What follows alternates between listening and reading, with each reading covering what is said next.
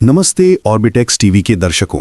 आज हम आपको एक ऐसी कहानी सुनाने जा रहे हैं जो ना सिर्फ रहस्यमयी है बल्कि रोंगटे खड़े कर देने वाली भी है।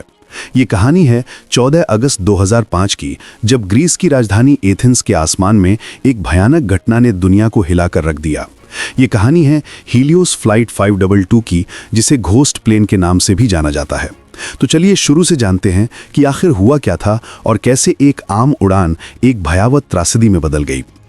14 अगस्त 2005 की सुबह साइप्रस के लारनाका हवाई अड्डे पर 115 यात्री और 6 क्रू मेंबर्स एक बोइंग 737-300 में सवार हुए।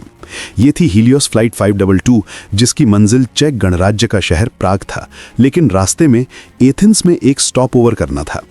गर्मियों का मौसम था और ज़्यादातर यात्री छुट्टियां मनाने के लिए उत्साहित थे। कुछ एथेंस में उतरने वाले थे तो कुछ प्राग तक का सफ़र तय करने वाले थे। फ्लाइट के कप्तान एक बेहद अनुभवी पायलट थे। 59 साल की उम्र में उनके पास 17,000 घंटों से ज़्यादा का उड़ान अनुभव था। फर्स्ट ऑफिसर भी 51 साल के थे और उनके पास 7,500 घंटों का अनुभव था। आमतौर पर इतने अनुभवी क्रू के साथ कोई हादसा होने की संभावना ना के बराबर होती है, लेकिन इस बार कहानी कुछ और ही थी। कप्तान का रवैया सख्त था और फर्स्ट ऑफिसर ने कई बार अपने दोस्तों और परिवार से उनके दबाव की शिकायत की थी। एयरलाइन को भी इस बात का अंदाजा था। इसके अलावा फर्स्ट ऑफिसर के ट्रेनिंग रिकॉर्ड में एक कमी दर्ज थी। वो चेकलिस्ट प्रक्रियाओं में अक्सर चूक करते थे। ये छोटी सी बात बाद में इस त्रासदी की सबसे बड़ी वजह बनी। सुबह की ठंडी हवा में बोइंग 737-300 ने लारनाका हवाई अड्डे से बिना किसी परेशानी के टेक ऑफ किया। जैसे ही प्लेन 10,000 फीट की ऊंचाई पार कर गया, क्रू ने निकोसिया एयर ट्रैफिक कंट्रोल से संपर्क किया और 34,000 फीट की ऊंचाई पर उड़ान भरने की अनुमति मांगी, जो उन्हें मिल गई। लेकिन जैसे ही प्लेन 12,000 फीट की ऊंचाई पर पहुंचा, कॉकपिट में एक अलार्म बजना शुरू हो गया। ये अलार्म सामान्य रूप से टेक ऑफ से पहले जमीन पर बजता है, जब प्लेन की कॉन्फ़िगरेशन में कोई खराबी होती है। पायलट्स हैरान थे कि ये अलार्म हवा में क्यों बज रहा है।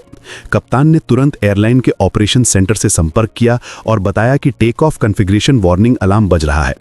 उन्होंने ये भी कहा कि वेंटिलेशन कूलिंग फैन की लाइट्स बंद हैं और सर्किट ब्रेकर कहाँ हैं, ये पूछा। ज़मीन पर मौजूद इंजीनियर ने जवाब दिया कि वो लाइट्स तो बंद ही होनी चाहिए और सर्किट ब्रेकर कप्तान की सीट के पीछे है। लेकिन कप्तान का जवाब सुनकर इंजीनियर को कुछ समझ नहीं आया। कप्तान बार बार वही सवाल दोहरा रहे थे।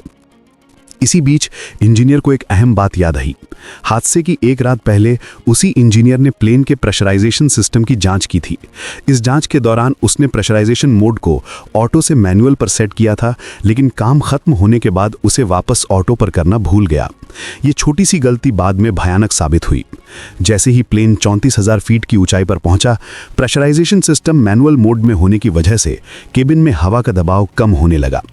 कम दबाव में इंसान का दिमाग सिर्फ 10 मिनट तक ही सामान्य रूप से काम कर सकता है। इस स्थिति को हाइपोक्सिया कहते हैं, यानी ऑक्सीजन की कमी। हाइपोक्सिया के शुरुआती लक्षणों में भ्रम, सोचने की क्षमता में कमी और अंत में बेहोशी या मृत्यु तक हो सकती है। पायलट्स को अपने प्री फ्लाइट चेकलिस्ट में प्रेशराइजेशन स्विच को जांचना था, लेकिन उन्होंने इस पर ध्यान नहीं दिया। टैक्सी और टेक ऑफ के बाद भी उनके पास 2 मौके थे इस गलती को पकड़ने के लिए, लेकिन हर बार वे चूक गए।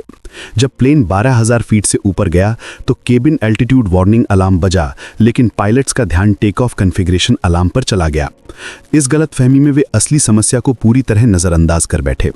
इसी दौरान यात्रियों के ऑक्सीजन मास्क नीचे गिर गए और ऑक्सीजन की लाइट जल उठी, लेकिन हाइपोक्सिया के प्रभाव में पायलट्स ने शायद इस पर भी ध्यान नहीं दिया।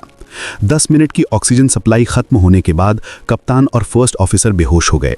इसके बाद यात्रियों और बाकी क्रू मेंबर्स भी धीरे धीरे होश खोते चले गए। प्लेन अब ऑटो पायलट पर था और अपने फ्लाइट पाथ को पूरी तरह फॉलो कर रहा था, लेकिन किसी भी कंट्रोल टावर से उसका संपर्क टूट चुका था। निकोसिया और एथेंस के एयर ट्रैफिक कंट्रोलर ने बार बार संपर्क करने की कोशिश की, लेकिन कोई जवाब नहीं मिला। यहाँ तक कि एक अन्य प्लेन से भी संपर्क करने की कोशिश की गई, लेकिन वो भी नाकाम रही।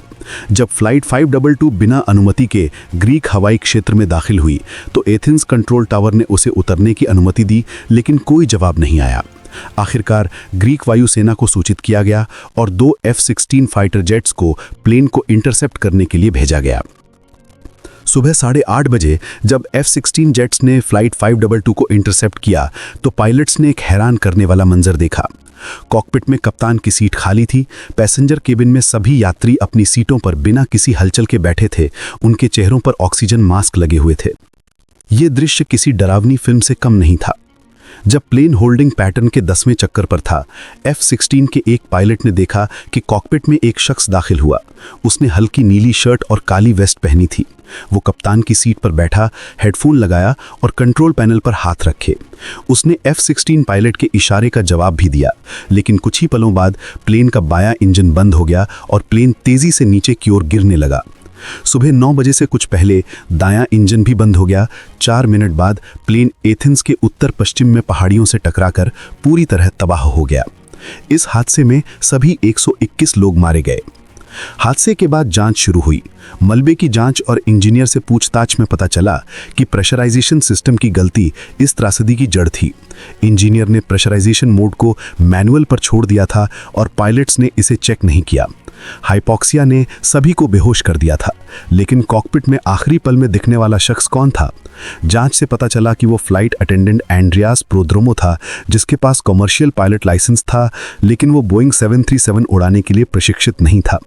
उसने पोर्टेबल ऑक्सीजन सिलेंडर का इस्तेमाल किया था, जिसकी वजह से वो बाकियों की तुलना में ज़्यादा देर तक होश में रहा। उसने मेडिकॉल करने की कोशिश भी की, लेकिन ट्रांसमिट बटन दबाना भूल गया। जांच में यह भी पता चला कि 4 में से 3 पोर्टेबल ऑक्सीजन सिलेंडर इस्तेमाल किए गए थे, जिसका मतलब है कि एंड्रियास और शायद 2 अन्य क्रू मेंबर्स ने इनका इस्तेमाल किया था, लेकिन इतनी देर तक हाइपोक्सिया के प्रभाव से बचना असंभव था।